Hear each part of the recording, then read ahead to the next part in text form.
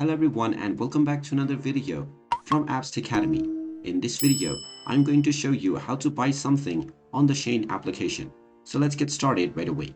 First of all, open up the Shein application on your device. And if you haven't logged into your account already, you will see the sign in option at the bottom section, which you can tap on and enter your credentials to log in. Once you are logged in, you can browse through the various items that are available to buy. Once you find an item that you are interested in, you can tap on it and then choose the Add to Cart option. After choosing the specific details of the item that you have chosen, such as the color and size, you can tap on Add to Cart once again. And now, once you have chosen everything that you want to buy, simply tap on your cart icon. After confirming your items, tap on Checkout at the bottom right corner. And if you haven't added your shipping information already, you will need to enter this information.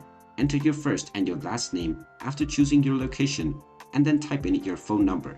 Then enter your city, your state, your province, as well as your postal and zip code.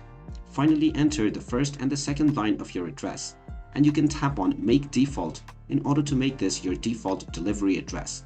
Finally, tap on the Save button, and now you will need to choose your payment method, which you will use in order to pay for your items.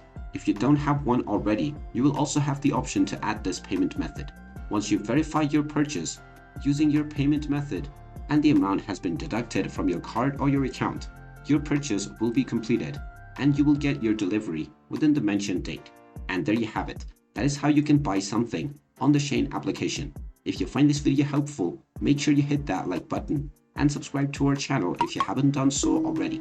Also ring that notification bell to never miss another update from us. Thank you for watching and I will see you again in the next video.